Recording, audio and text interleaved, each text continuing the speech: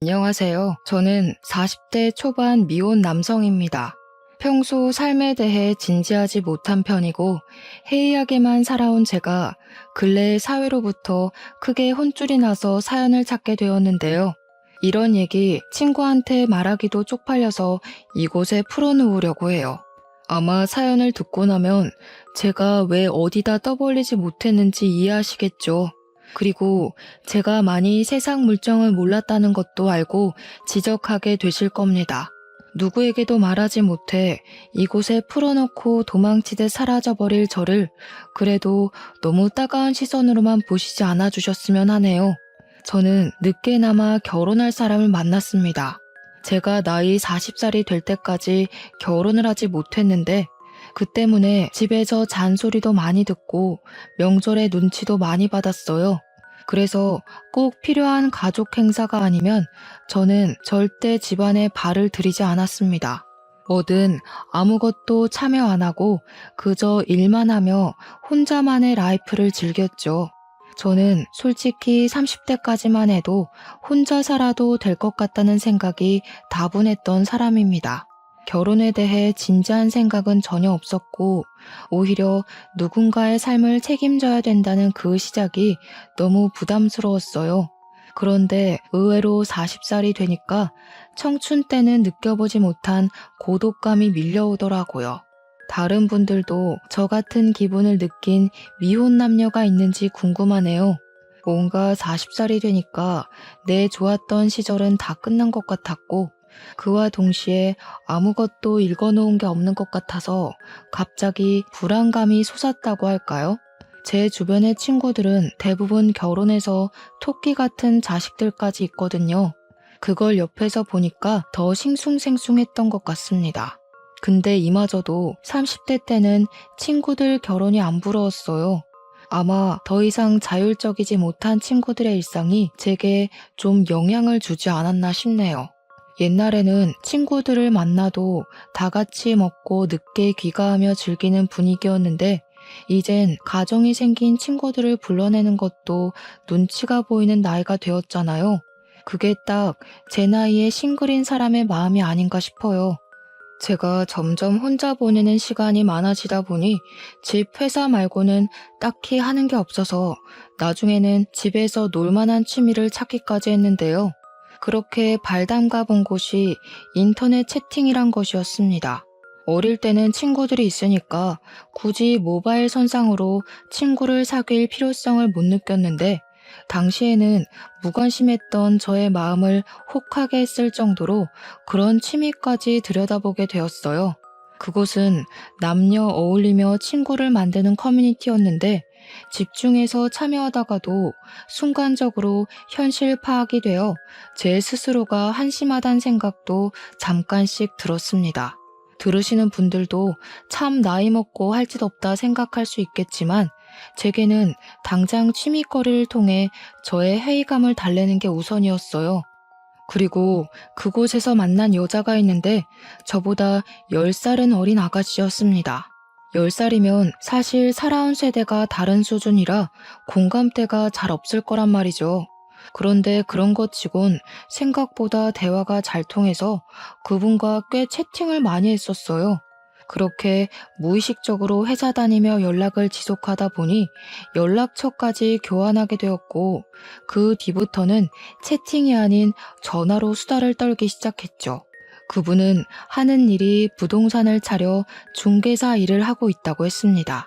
어린 나이에 자기 앞으로 된 부동산이 있다는 것이 정말 대단해 보였어요. 갖고 있는 집도 2채라고 하네요.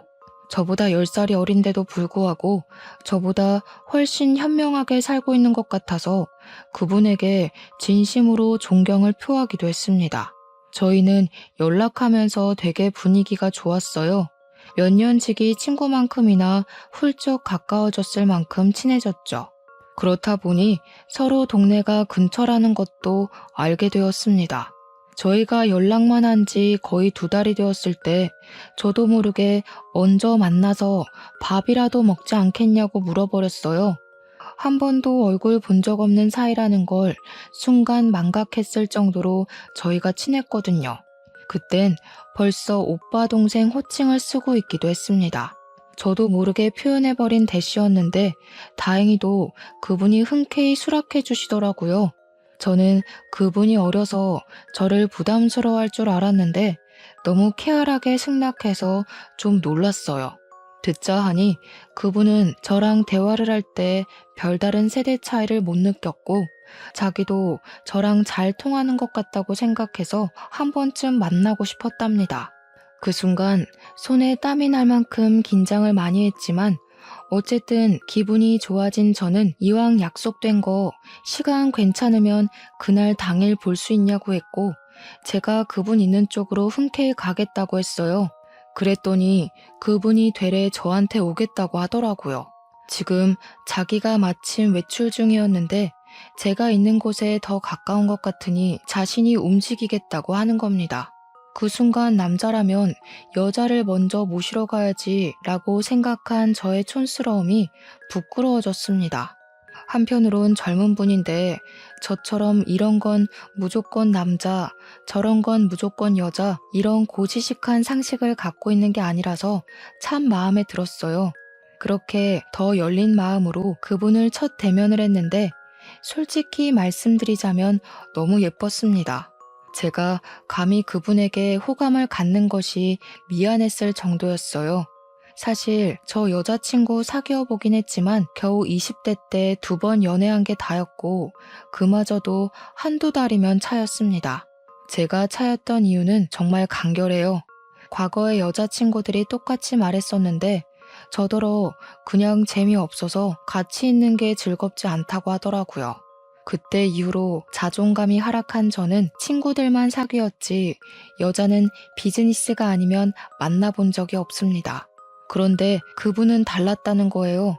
제가 하는 말마다 예쁘게 눈웃음을 보여주고 제 말이 너무 재밌다면서 식사 내내 많이도 깔깔 웃었습니다. 솔직히 그래서 더 예뻐 보였어요. 사람한테는 다 짝이 있다는데 제 짝이 바로 이분이었나 싶더라고요. 눈치채셨는지 모르겠지만 그 예쁜 분이 바로 제 예비 신부입니다. 일단 저는 연애를 오랜만에 시작을 한 것도 있지만 예비 신부 미모가 너무 훌륭해서 더 잘 못 쳐다보고 떨렸던 것 같아요. 그래서 제가 다소 어색하게 행동하는 부분이 많았을 텐데도 정말 고맙게 예비 신부가 먼저 저한테 말 걸어주고 궁금해 해주더라고요. 한결같이 저를 재밌다고 해주는 예비 신부 덕분에 저도 자신감을 얻어서 좀 마음을 편히 먹었던 것 같아요. 저희는 한번 만나기 시작해 그 뒤로도 자주 만났어요. 사회 친구라고 해야 할까요? 서로 본가랑 멀리서 독립하고 있는 데다가 친구들 만나기가 어려운 실정인 게 공통점이었거든요. 그러다 보니 또 저희 둘 다 미혼에다가 애인이 없다는 것도 자연스럽게 눈치채게 되었어요. 예비 신부는 미모와 달리 참 털털한 성격이었습니다. 뭐든 남자라고 이러쿵저러쿵 다 해줘야 된다는 발상은 전혀 없었고 자기가 알아서 먼저 계산도 하려고 했고 연락도 먼저 하는 것에 서슴지 않아 했어요. 젊은 여자들이 흔히 부린다는 철없는 어리광도 예비 신부에게선 찾아볼 수 없었습니다. 말 그대로 참 성숙한 사람이었죠. 그래서 무엇보다 남자가 굳이 여자를 집에 데려다 줘야 한다는 생각도 별로 안 좋아하더라고요. 그것 때문에 저는 예비 신부를 한 번도 집까지 데려다 줘본 적이 없어요. 가는 길에 오빠 집이 먼저 있으니까 내가 오빠를 배웅하는 게 맞지. 나는 이런 걸로 다투려는 사람들 솔직히 좀 안 맞아. 예비 신부는 한마디 한마디 할 때마다 저의 촌스러운 가치관을 바사삭 깨주었어요. 제가 과거에 겨우 단 2번 있던 연애가 실패했던 이유가 제 문제가 아니라는 걸 깨우쳐 주기도 했어요. 그 어린 친구에게 참 배울 것이 많았죠. 어쩜 그리 말을 잘하는지, 직장에서 어떤 모습일지 안 봐도 상상이 가더라고요. 그럴수록 예비 신부는 저한테 과분한 존재가 되었어요. 예비 신부에 비해 제 몰골이 좀 떨어지는 편이라서 솔직히 저는 첫 만남이 곧 마지막 만남이 될 줄 알았는데 그게 아니라는 게 신기했죠. 온전히 저희 관계의 노력은 예비 신부가 거의 다 한다는 뜻입니다. 그렇게 저희는 서로 사귄다는 말도 안 했는데 이미 연인인 것처럼 자주 연락했고 만나면 손도 잡고 그랬어요. 그 모든 것의 권한도 전부 예비 신부에게 주었는데 늘 모든 걸 먼저 리드해 주더라고요. 그런 멋진 여성을 만나니 문득 그런 생각이 들었는데요. 제게 행운이나 다름없는 예비 신부에게 고백까지 먼저 받는 건 그녀에 대한 예의가 아닌 것 같더라고요. 그래서 이번엔 제가 먼저 용기를 내 고백을 했고 그날로 저희는 남들에게 당당하게 말할 수 있는 커플이 되었습니다. 아무래도 제가 10살이 많았기 때문에 예비 신부를 더 세심히 대우해줬어요. 다들 도둑놈이라고 볼 게 뻔한데 제가 못해주기까지 하면 얼마나 꼴불견입니까? 물론 예비 신부가 대우받는 걸 불편해했지만 그건 제 위안이자 곧 제 진심이기도 했어요. 그때마다 예비 신부는 나이 같은 건 사람 대 사람으로 인연 맺는 데에 중요하지 않다면서 자기는 저의 있는 그대로를 좋아한다네요. 이런 고백을 거의 매 순간 들었는데 솔직히 축복받았다고 해도 되지 않겠습니까? 친구들은 제가 여자친구 생긴 걸 알고 사진을 보더니 난리 폈어요. 저더러 그 여자랑 꼭 결혼하라고 소개해달라 아주 소란이었습니다. 그렇게 대단한 여자 만나려고 여태까지 싱글이었던 거냐면서 축하도 많이 받았죠. 예비 신부를 단지 예뻐서 사귀는 건 아니지만 그 순간엔 얼마나 어깨가 으쓱 올라갔는지 몰라요. 그래도 정작 예비 신부 앞에선 100번 조심하는 게 저였습니다. 이렇게만 계속 조심을 했다면 얼마나 좋았을까요? 제가 예비 신부가 주는 행복에 겨워 그만 실수를 하고 말았는데요. 당황스럽게도 제가 예비 신부를 혼전 임신을 시켜버린 겁니다. 예비 신부가 말해주기 전까지는 당연히 모르고 있었는데 퇴근하고 통화로 전달을 받았어요. 그 사실을 처음 들었을 때는 솔직히 실수가 맞긴 했지만 한편으론 무척 기뻤습니다. 기뻤던 건 제가 아빠가 될 수 있다는 것에서 왔고 불안감은 당연히 예비 신부의 반응이 어떻게 나올지 모르기 때문에 밀려왔습니다. 그렇다 한들 저에게 무슨 선택권이 있었겠습니까? 예비 신부가 출산을 하겠다고 하면 제가 물심양면 예비 신부를 모시겠지만 만약 아이를 포기하고 싶다고 한다면 저는 강하게 설득할 주제가 못 된다고 봤어요. 결혼 약속도 안 한 사이였는데 결혼 정년기가 빠듯한 저와 달리 예비 신부는 제가 아니더라도 더 잘난 놈들 수십 명은 더 만날 기회가 있는 사람이잖아요. 그저 집안이 유복한 것 말고는 평범하게 회사 다니는 제가 10살이나 어린 예비 신부에게 내세울 수 있는 건 그저 그녀의 뜻을 다 존중해 줄 수 있다는 마음뿐이었습니다. 예비 신부는 그날 임신 고백을 하고 생각을 좀 해봐야겠다며 전화를 끊더니 한 이틀은 연락이 없었어요. 그리곤 연락 끊긴 3일째 되는 날 다시 전화가 왔습니다. 나 오빠 부모님께 인사드리고 싶어. 아무리 그래도 애를 포기하는 건 차마 도리가 아닌 것 같아. 오빠를 아직 좋아하고 있기도 하고. 정말? 그 말은 나랑 결혼할 생각까지 했다는 거야? 진짜 나랑 결혼할 생각이 있어? 그런 책임감 없이 우리 아이 이대로 포기하려고 했어? 아무리 내가 오빠를 좋아한다고 해도 그런 마인드 가진 남자라면 나 좀 고민될 것 같은데? 아니, 그럴 리가 없지. 진짜 고마워, 자기야. 내가 평생 잘할게. 내가 아무래도 말년의 복을 받을 팔자인가 봐. 어떻게 자기 같은 훌륭한 여자랑 아이까지 얻었는지 모르겠다. 그날 저는 예비 신부에게 청혼을 받은 거나 다름없었습니다. 여자한테 먼저 저런 용기를 내게 하다니. 남자로서 진짜 멋대가리 없다고 생각하실 거예요. 네, 저 멋대가리 없는 놈 맞습니다. 그래서 놓친 인연이 여럿 있었고 다시 연애 쪽엔 돌아보지도 못할 만큼 좋아했었어요. 저도 그런 제 자신을 잘 알아서 그날 이후 완전히 다른 사람이 되겠다고 마음을 먹었습니다. 앞으로 제가 사랑하는 여자와 아이를 위해서 집안의 가장다운 남자가 되겠다고 다짐을 했었죠. 평생 독거노인 삶이나 살다 갈 줄 알았던 제게도 결혼이란 선물이 올 줄은 몰랐고, 친구들이 결혼을 하면서 안정적인 감정이 느껴진다는 이해할 수 없는 소리를 했던 것도 전부 다 알 것만 같아 종일 기분이 붕 떠있기도 했습니다. 예비 신부 전화를 끊고 나서 저는 엄마한테 바로 전화해 결혼할 여자가 있다고 밝혔어요. 그러자 예상대로 엄마는 저보다 더 기뻐하며 비명을 깍 질렀고, 수화기를 든 채로 주변 식구들에게 제 소식을 떠벌리며 난리가 났습니다. 그래서 언제 데려올 거니? 집에 뭐가 없어서 장을 봐야 되거든. 우리 며느리 될 아이는 뭘 좋아하려나? 가리는 거 딱히 없대. 근데 엄마, 내일 가서 자세히 말하긴 할 텐데 여자친구가 임신을 해서 너무 자극적인 음식은 피해줬으면 좋겠어. 어머, 임신? 너무 잘 됐다. 세상에, 그럼 나도 할머니 소리 들어볼 수 있는 거니? 평생 할머니 한 번 못 대고 눈 감는 줄 알았는데 우리 아들이 말년에 제대로 효도하려나 보네. 내가 점을 봤는데 네가 딱 나이 40살부터 인생 핀다고 하더라고. 엄마는 예비 며느리가 뭐하는 여자인지 어느 집안 딸내미인지 그런 걸 전혀 묻지 않았습니다. 왜냐면 제가 이미 결혼 정년기를 넘기기도 했고 집안 식구들이 제발 결혼 좀 해달라고 사정을 하던 상황이었기 때문이었죠.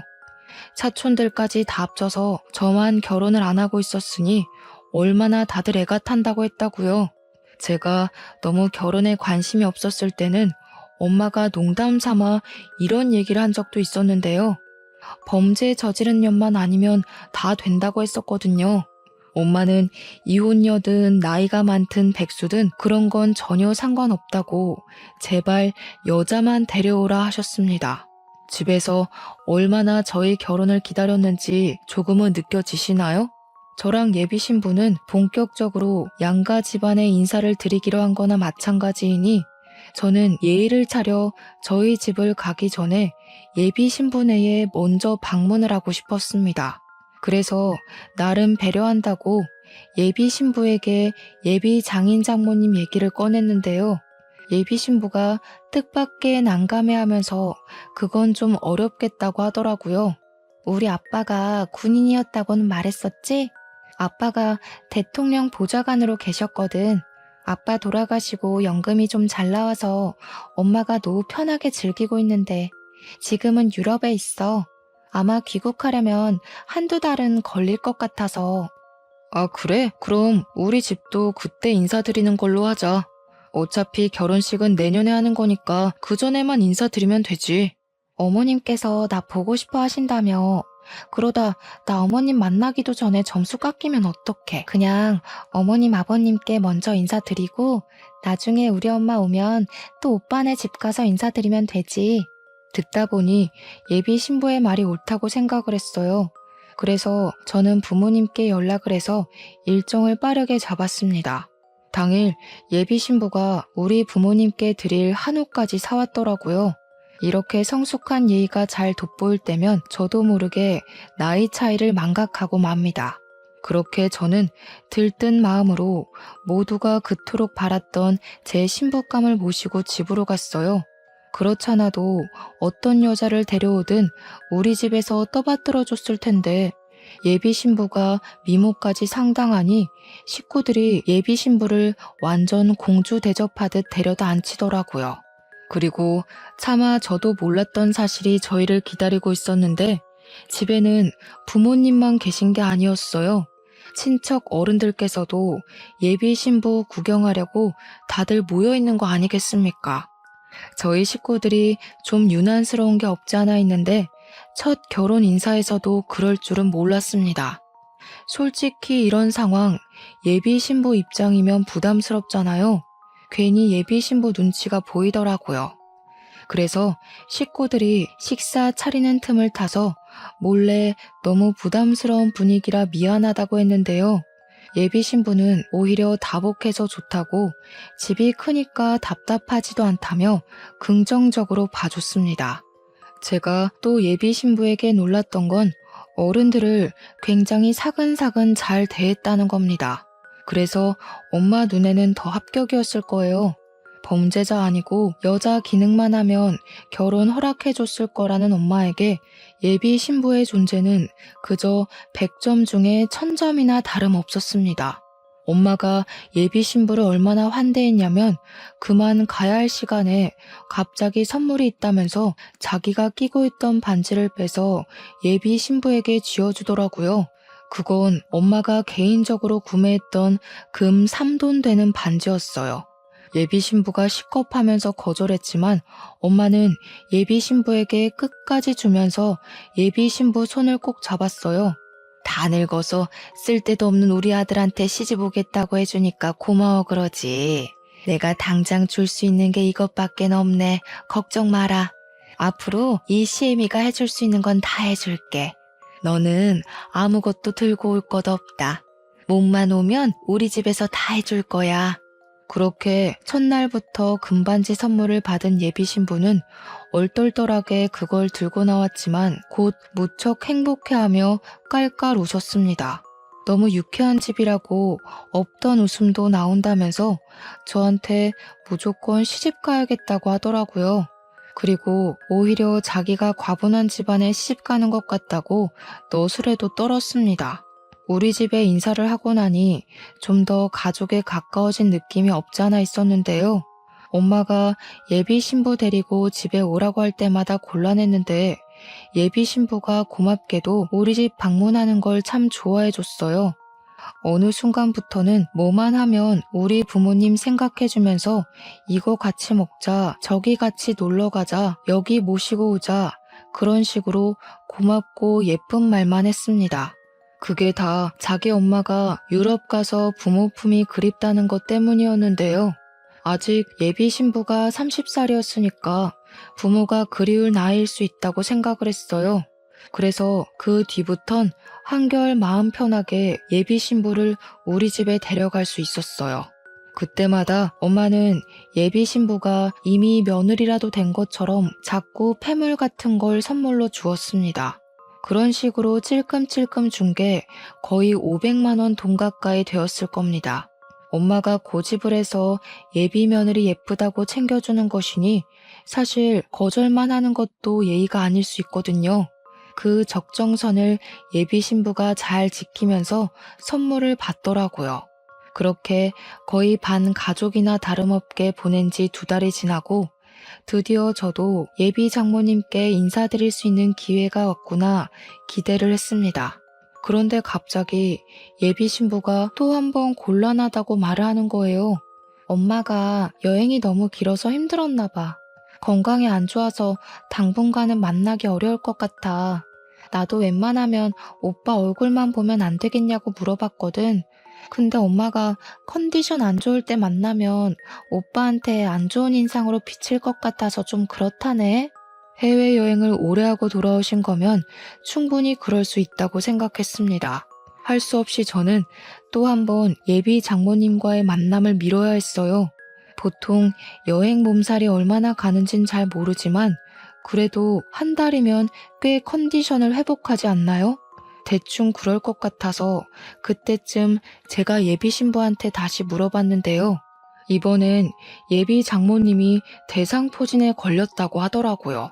예비 장모님이 원래 몸이 약한 사람이라서 잔병치레가 좀 잦대요. 저는 할 수 없이 더 물어보는 건 포기하고 예비 신부가 괜찮다고 할 때까지 기다리기로 했습니다. 그리고 이건 사귀기 전에 말해줬던 건데 예비 신부는 장모랑 같이 부동산 일을 하고 있다고 했어요. 데이트한다고 차 타고 예비 신부 부동산 앞을 지나가다가 한 번 본 적이 있어요. 또 예비 신부가 건물도 2채 갖고 있는 능력녀라고 말씀드렸잖아요. 가진 재산이 많은 만큼 세금이 많이 나오는 편이라고 하더라고요. 그래서 제가 더 대단하게 생각했던 거예요. 어린 나이에 부모랑 사업해서 그만한 재산을 마련한 거잖아요. 그런데 제 동경심과 달리 예비 신부는 갖고 있는 재산 때문에 고민이 많은 것 같았어요. 어느 순간부터 세금 얘기를 자주 하면서 옛날만큼 부동산이 잘 되는 것도 아니고 요즘 세입자 구하는 것도 만만치가 않다고 그만 부동산 소유물들을 처분할까 생각 중이란 말을 하곤 했어요. 저는 뭐든 예비 신부 마음이 편한 게 먼저였기 때문에 힘에 부치면 언제든지 뜻대로 하라고 했습니다. 어차피 우린 결혼할 사이고 부동산만 팔아도 예비 신부 쪽에서 결혼 자금을 못 대는 일은 없을 거거든요. 혹시나 결혼 자금을 못 대면 어떤가요? 예비 신부더러 몸만 오라는 저희 부모님의 말은 허풍이 아닙니다. 정말 저희 쪽에서 다 마련할 수 있었거든요. 그래서 저는 예비 신부가 부동산을 정리하려고 어느 정도 마음을 먹은 줄 알았어요. 근데 어느 날 제게 그런 말을 하더라고요. 세금이 1억 나왔는데 3천만 원이 부족해서 빌려달라고 말이죠. 자신이 꼭 갚겠다고 불안하면 차용증까지 써준다고 했습니다. 갑자기 3천만 원을 빌려달라고 하는 건 좀 당황스러웠지만 그렇다고 결혼할 사이에 뭘 차용증까지 쓰나 싶었어요. 제가 예비 신부 사정을 모르는 것도 아니었고요. 그래서 저는 알겠다고 했고 제 목돈 통장에서 3천만 원 이체시켜 주었습니다. 예비 신부는 제 덕에 급한 불 껐다고 정말 고마워했어요. 당시 저도 함께 안심을 했었죠. 그런데 문제는 예비 신부가 돈을 빌려달란 행각이 이게 끝이 아니었다는 겁니다. 그 다음 제게 또 돈을 빌려달라고 한 적이 있었어요. 자기가 재작년에 세를 주고 오픈했었던 미용실 하나가 있는데 친척이 하는 곳이라고 하더라고요. 근데 재정이 어려웠는지 적자가 나서 월세가 좀 밀렸다고 2천만 원 공과금이 부족해서 그러는데 좀 빌려달라고 하는 겁니다. 그러면서 바로 덧붙이는 말이 그 미용실 건물을 제 명의로 돌려주겠다고 했어요. 이제 우리 부부나 마찬가지인데 내가 가진 건 다 오빠 거지. 나 애 생겨서 오빠한테서 도망도 못 가. 혹시 불안해서 그래? 혼인신고 먼저 할까? 예비 신부를 수상하게 볼 건 없었습니다. 예비 신부 말대로 이미 뱃속에 제 아이도 있고 제가 예비 신부 신원을 모르는 것도 아니고 부동산 일 때문에 여기저기 연락하는 모습도 많이 봤으니까요. 그리고 건물 하나를 제 명의로 돌려준다고 하잖아요. 그런 담보가 있는 거라면 저는 그걸 믿고 빌려줄 수 있었어요. 실제로 예비 신부가 저를 찾아와 명의 변경 신청서를 같이 작성했었거든요. 이렇게 저희 문제는 돈과 예비 장모를 못 만나 뵀다는 것 말고는 결혼 준비가 수월했습니다. 산부인과 검진 같은 경우에는 제가 회사를 다니니까 시간이 안 돼서 예비 신부가 산부인과 검진을 혼자 다녔는데요. 저는 그게 또 미안해서 산부인과 비용과 차비, 식사까지 해서 예비 신부에게 틈틈이 10만 원씩 입금을 해줬어요. 그렇게 저희는 결혼식 날짜가 다가올 동안 만반의 준비를 하면서 평범한 나날을 보냈죠. 바로 여기까지가 저의 행복한 꿈이었던 겁니다. 그리고 그날은 평소처럼 날씨 좋은 어느 날이었어요. 그날 점심쯤 제게 아주 당혹스러운 전화 한 통이 걸려왔습니다. 발신자는 경찰이었고 예비 신부 이름을 대며 아는 사람이냐고 물어왔어요. 전개가 당황스러웠지만 경찰이라는 것에 덜컥 긴장이 되어 일단 솔직하게 말했습니다. 결혼할 여자라고 했더니 그 다음에 들려오는 경찰 말이 더 당황스러웠어요. 진주에서 서울까지 택시 왕복하셨는데 택시비 60만 원 지불 안 하고 도망가셨어요. 이분이 모바일로 택시 부르셔서 번호 줘야 하면 다 뜨거든요. 지금 연락이 안 되는데 혹시 최근에 언제 만나셨어요? 네? 그럴 리가요. 그럴 사람이 아닌데. 뭔가 잘못하신 거 아니에요? 제가 어제 저녁에 잠깐 얼굴 봤었거든요. 근데 제 여자친구는 진주까지 갈 일이 없는 사람인데요. 그 뒤로 경찰이 줄줄 읊는 예비 신부 신원은 제가 처음 듣는 사실이 그득했어요. 분명 예비 신부는 미혼인데 경찰이 조회를 해봤다면서 하는 말이 기혼이라고 하는 거 아니겠습니까? 심지어 결혼을 했지만 5년 전에 이혼을 한 걸로 나와 있고 본가는 진주이며 애까지 둘이나 딸려 있다고 하더라고요. 제 입장에서는 정말 말도 안 되는 소리였습니다. 하지만 경찰이 헛소리하는 건 아닐 거 아닙니까? 그래서 제가 경찰이 찾는 사람의 신원을 다시 한번 물었어요. 그랬더니 경찰이 주민번호 앞자리와 예비 신부 이름까지 정확히 다시 말해주었습니다. 경찰은 지금 예비 신부를 쫓고 있다는 상황이라고 설명까지 해주었어요.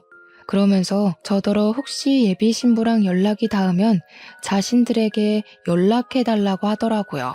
만약 숨겨준다면 저도 공범죄를 물어야 될 테니 제 양심을 믿겠다고 하곤 전화를 끊었습니다. 너무 혼란스러웠어요. 일단은 예비 신부한테 연락하는 것이 먼저일 것 같아서 전화를 걸었는데 연락이 전혀 안 되더라고요. 도통 불안해서 근무 집중이 안 되었어요. 결국 저는 반차를 썼고 예비 신부가 일한다는 부동산을 바로 찾아갔습니다. 근데 부동산 일하는 사람 말이 저의 혼란스러움을 더 가미시켜 주었어요. 아, 그 사기꾼년이요? 그년 완전 정신 나간 여자예요. 우리 부동산 빈 매물에서 제멋대로 집주인인 척 계약자들 돈 받아먹고 잠적했다니까요? 그년 때문에 우리 부동산 영업정지까지 당해서 진짜 짜증났거든요. 근데 또 우리 부동산 이름 팔아먹고 다녀요? 그년 어딨어요? 아구창을 확 찢어버려야겠네. 부동산 주인은 제가 예비 신부 이름을 언급하자마자 많이 화가 나서 열을 올렸습니다. 저보고 더 큰 함정에 빠지기 전에 그 정신나간 여자랑 끝내라고 하더라고요. 경찰 증언에 부동산 사실까지 확인한 저는 충격에 휩싸일 수밖에 없었어요. 더 이상 예비 신부를 믿을 만한 구석은 찾아볼 수 없는 상태였고 그동안 예비 신부가 제게 했던 눈속임의 말들이 파라노마처럼 지나갔습니다. 저는 대체 누구를 만나서 사랑을 키웠던 걸까요? 예비 신부랑 같이 지냈던 세월들에서 진심이 아니었던 적이 없는데 제가 들은 말들이 전부 예비 신부의 실체라면 그럼 예비 신부는 저한테 전부 거짓이 아니었던 적이 없다는 것 아닙니까? 요즘 사람들 무섭다는 말은 많이 들었지만 제 예비 신부는 다르다고 봤습니다. 젊은 사람치고 현명하고 부지런히 잘 살아왔다고 생각해 진심으로 존경했는데 그저 그런 번지르르 했던 그 말들이 전부 가짜였다는 거고 이런 사기를 치다 보니 언변이 뛰어났다는 거네요. 실체를 알면 알수록 무서운 여자였습니다.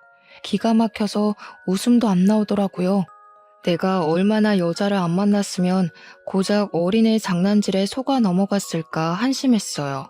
그저 결혼에 눈이 멀어서 정작 분별력이 바닥났던 제 자신이 창피했습니다. 그래서 더 예비 신부를 용서할 수 없었어요.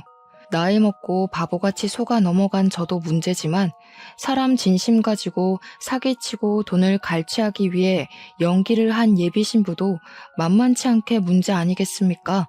저는 바로 다시 경찰에 연락을 했어요. 예비 신부 본가를 찾으려고 하니 진주에 있다는 집 주소 좀 알려달라 했습니다. 그리고 급하게 KTX까지 타고 가서 진주 방문했어요. 경찰이 알려준 곳을 찾아갔는데 눈앞에 나타난 집은 웬 빈민촌 같은 주택이었고 보안이 굉장히 후진 곳이었습니다. 제가 문소리를 내며 들어가니까 다 부서질 듯한 방문을 열고 한 4살, 5살로 보이는 아기들이 뛰어나오더라고요. 아무래도 자기네들 엄마가 온 줄 알고 나온 듯 했는데 낯선 아저씨가 서 있으니까 깜짝 놀라서 다시 방으로 도망쳤습니다. 그리고 애들의 부름을 받고 뒤이어 나온 사람은 꾀지지한 아기들과 달리 싸구려 명품을 걸친 아저씨였어요. 저더러 누구냐고 물어보길래 예비 신부 이름을 말하면서 나한테 사기친 년 잡으러 왔다고 경찰한테 이미 예비 신부 실체를 다 듣고 왔으니 예비 신부 어딨는지 불라고 했습니다. 그러자 갑자기 아저씨가 혼자서 눈치를 막 보더니 맨발로 뛰쳐나와 저를 밀치고 도망을 가는 겁니다. 쫓아가려 했지만 남겨진 아기들 때문에 그러지도 못했어요. 결국 저는 진주 경찰에 연락을 해서 아기들을 봐줄 부모가 없다고 신고를 했고 이 집을 뛰쳐나간 아저씨까지도 신고 접수를 하였습니다. 그리고 저는 경찰이 오는 동안 그 집을 좀 뒤졌어요. 이 집은 계속 무방비하게 방치되어 있었다 보니까 뒤지는 족족 예비 신부의 실체가 나오더라고요. 이 아기들은 정말로 예비 신부의 애들이 맞았고 구석구석에서 나오는 병원 진단서나 껍데기뿐인 통장, 오래된 가족관계 증명서 등등 예비 신부가 어떤 사람인지 알 수 있을 만한 정보들이 가득했어요. 그리고 예비 신부 가방으로 보이는 걸 들고 쏟아봤더니 애들이 엄마 거라고 손을 못 대게 했는데 그 사이로는 종이들이 좀 많이 보였습니다. 그게 뭔가 살펴봤더니 세상에나 저희 엄마가 줬던 폐물들을 팔아서 받은 영수증들인 거 아니겠어요? 심지어 애들이 들고 있는 립스틱 몇 개도 우리 엄마 거였죠. 저희 엄마가 명품 립스틱 아니면 잘 바르질 않는데 어느새 그걸 홀랑 훔쳐온 건지 아무래도 예비 신부는 젊어서 좋은 머리를 이런데 굴려 써먹고 살았나 봐요. 그 와중에 예비 신부랑 전 남편으로 보이는 그 아저씨는 어디 도박이라도 하러 다니는 건지 화장대 위에 게임장 명함들도 잔뜩 뿌려져 있었어요. 정말 사람 같지 않은 분위기가 물씬 풍겼고 결코 어린아이들이 살 수 있는 곳이 아니었습니다. 경찰이 집을 오고 난 뒤 저는 제 사정과 이 집 사정을 다 밝히면서 조사를 부탁했어요. 그리고 아이들이 이곳에 계속 있어선 안 된다는 것까지 설명해 드렸습니다. 그 사이 얼마 못 가 도망쳤던 아저씨가 붙잡혔다는 연락을 받았어요. 저는 경찰분들께 아이들을 잘 부탁한다고 인사드리고 자리를 떴습니다. 끝내 모든 걸 털린 예비 신부 또한 서울경찰서로 연행되었다는 연락이 왔네요. 일단은 아저씨한테 확인할 게 있어서 먼저 갔더니 당황스럽게도 아저씨는 저보다 어린 사람이었습니다. 그리고 이건 예상했지만 예비 신부의 전 남편이라고 하더군요. 저는 당장 그 남자의 멱살을 잡고 일으켜서 도대체 무슨 생각으로 남의 인생 말아먹게 했냐면서 소리를 쳤어요. 그랬더니 그 남자가 하는 말이 우습더라고요. 자기는 그저 예비 신부가 시키는 대로 했을 뿐이고 이혼을 한 것도 세금을 줄이기 위해서 어쩔 수 없이 한 거라고 했습니다. 어린애들 먹여 살리려면 먼 수를 써서라도 돈이 많이 남는 방법을 연구해야 되지 않겠냐고 뻔뻔하게 나오더군요. 자기 동네 사람들 사이에선 유명한 방법이라고 구청에서 알아도 걸리지만 않으면 별말 안 한다면서 아무렇지 않게 범법적인 말까지 내뱉더라고요. 그러니까 결국 이 남자도 예비 신부와 같이 저를 속이는 일에 공모를 했던 것 같습니다. 돈이 없으니 순진한 사람 아무나 붙잡아 삥 뜯어서 살림을 유지하고 있었던 거였어요. 저는 그저 예비 신부에게 물쥐였을 뿐이었죠. 그렇게 돈을 뜯어갔으면 애들이라도 제대로 키웠어야지. 허름한 집과 형편이랑 안 어울리게 예비 신부는 너무 치장을 하고 다니는 사람이었습니다.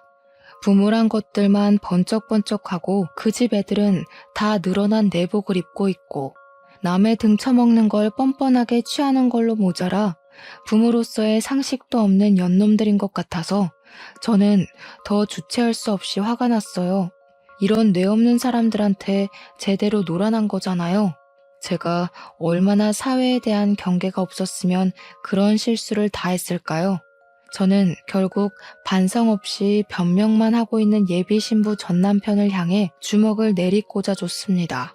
감옥 가면 당분간 네 마누라 얼굴 못 볼 텐데 그럼 돈 지어줄 사람도 없겠네. 더 이상 싸구려 명품 못 걸쳐서 어쩌냐? 내가 네 마누라랑 결혼하면 나중엔 나한테 해코지해서라도 내 재산을 가져갔겠다? 그 전에 콩밥 처먹게 될 줄은 너희들도 몰랐겠지. 쉽게 살려고 하면 결국 이 꼴 나는 거야. 너희들 같은 쓰레기는 커서도 부모 대접 기대하진 말아야겠다. 저는 경찰에게 공범에게 줄 수 있는 아주 큰 형량을 부탁했고 바로 급하게 서울로 올라갔습니다. 예비 신부가 있다는 경찰서로 가면서 예비 신부를 사기죄와 절도죄로 고소를 해버렸어요. 경찰서에 가니까 예비 신부가 고개를 푹 숙이고 앉아있더라고요. 보나마나 저런 것도 연기겠죠. 이건 제가 그 자리에 가서 들었던 건데 경찰 말로는 예비 신부가 거짓말했던 사실 중에 임신도 포함이었다고 하더라고요. 거기다 또 하나, 저랑 같이 작성했던 미용실 명의 변경 신청서도 가짜였대요. 대체 저는 세상을 얼마나 물러봤던 걸까요? 어쨌든 특히 임신이 제게 좀 더 충격을 주었어요. 저희 엄마는 예비 며느리도 좋아하셨지만 손자 때문에 더 기뻐했었거든요. 제 안목이 개떡 같았던 탓에 본의 아니게 불효를 저지르게 되어 그것 때문이라도 저는 더 예비 신부에게 화가 났습니다. 저는 예비 신부한테 인사도 하지 않고 바로 그냥 멱살을 잡았어요. 너 도대체 뭐야? 처음부터 도둑년이었던 거야? 내 돈 빼먹고 네 입에 풀칠하려고 접근했던 거냐고. 어떻게 사람이 돼서 그 정도로 낯짝 두꺼울 수가 있어? 한두 번 사기친 것도 아니지. 겨우 이따위로 살아온 게 진짜 네 모습인 거냐? 예비 신부는 제가 침을 튀기면서 목청을 높여도 그저 택시비만 아니었으면 나한테 들통 안 날 수 있었다는 둥, 택시를 모바일로 부르는 게 아니었다는 둥, 제 귀를 의심할 만한 멍멍이 발언을 서슴지 않았습니다. 그것에 더 성질이 난 저는 다시 한번 예비 신부를 몰아붙이며 목에 핏대를 세웠어요. 그래, 카드값 급해서 그랬다. 원래 사람이 돈 없으면 물불 안 가리는 거야. 오빠는 잘 살아서 모르겠지. 우리 같은 거지 새끼들은 사기라도 안 치면 못 먹고 살아. 그건 그냥 굶어 죽으라는 거나 마찬가지라고. 그래서 내가 오빠 돈 공짜로 타갔어? 몸 대줬잖아. 솔직히 여자로서 내가 더 손해 아닌가? 믿을 수 없을 만큼 저렴하고 파렴치한 발언에 저는 결국 예비 신부 얼굴에까지 손을 대고 말았어요. 온 힘을 다해서 예비 신부의 귀싸대기를 날려 잡아뜨리고 그냥 머리채를 잡고서 다시 얼굴을 마주했습니다. 제가 좋아했던 사람이 맞나 싶을 정도로 얼굴색이 변해 있더라고요. 그간의 세월이 무색하게 날아가 버린 것 같아서 그 순간 살짝 눈시울이 붉어졌던 것 같아요. 내가 너한테 어떻게 했는데, 우리 식구들이 너한테 얼마나 잘해줬는데 아무리 거지같이 살아도 사기는 치지 말았어야지. 너 같은 애는 애를 낳지 말았어야 했어. 어떻게 니까짓 게 부모를 해? 애들 앞에서 쪽팔리지도 않냐? 아, 걔들? 걔들도 나름 걔들 몫을. 걔들 때문에 깜빵 가도 형량이 적거든. 자식이 돼서 엄마한테 그 정도 역할을 해주니까 나도 부모로서 먹여주고 재워주는 거지. 예비 신부는 제게 이미 실체가 들켜버린 이상 저는 안중에도 없는 사람이 되어버렸습니다. 더는 제 앞에서 가면을 쓰지 않았고 폐기 처분해야 할 인성을 무수히 많이 보여주었어요. 폐륜적인 발언 또한 경찰이 듣든 말든 상관하지 않는 것 보니 이렇게 경찰서에 잡혀오는 것이 전혀 무섭지 않은 것처럼 보이기도 했습니다. 역시나 경찰 말로는 예비 신부가 택시비처럼 사사로운 절도죄를 조금씩 저질러서 몇 건 정도 경찰서에 들락날락했던 전적이 있었다고 하더라고요.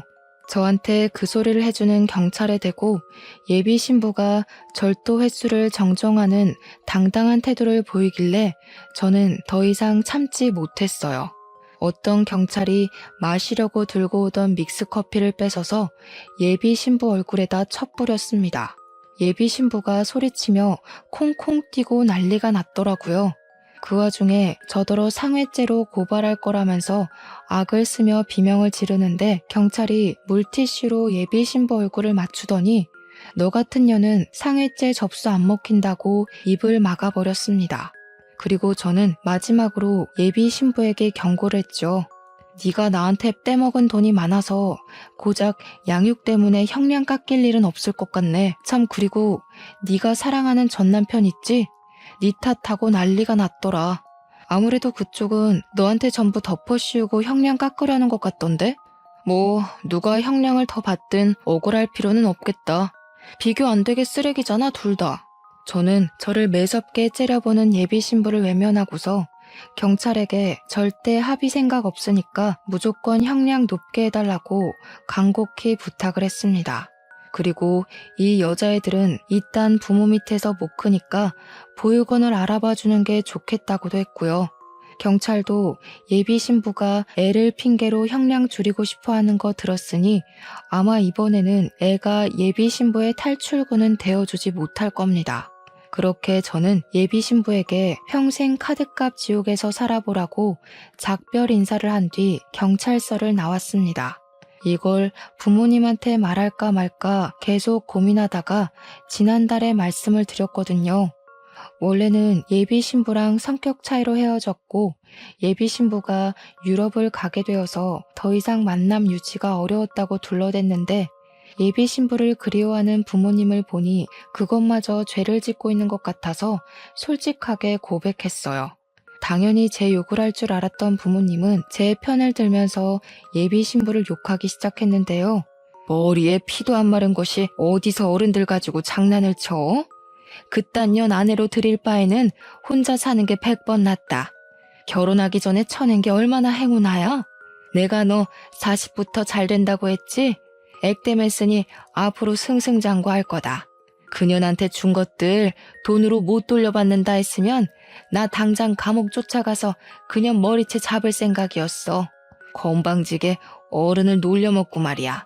요즘 세상엔 결혼할 만한 사람 찾는 것도 사막에서 바늘 찾는 수준이더라. 네가 마음 쓸 거 없다. 누구라도 작정하고 달려드는 미친 개가 옆에 있으면 몰릴 수밖에 없는 거야. 엄마 말대로 액땜했다고 쳐.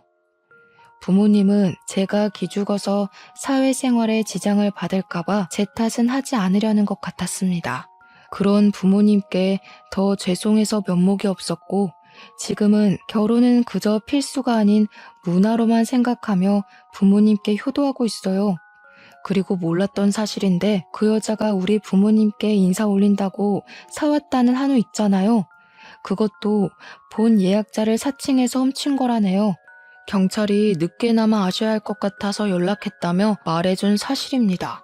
더 이상 실망할 게 없는 줄 알았는데 진짜 학을 떼게 만드는 소리더라고요. 현재는 징역살이를 하고 있을 테지만 언젠가 또 그 여자가 출소하게 되고 같은 짓을 반복하려 한다면 그땐 제발 무기징역을 받았으면 좋겠습니다. 아니면 자신이랑 똑같은 사람을 만나 되레 사기를 당해봤으면 하네요.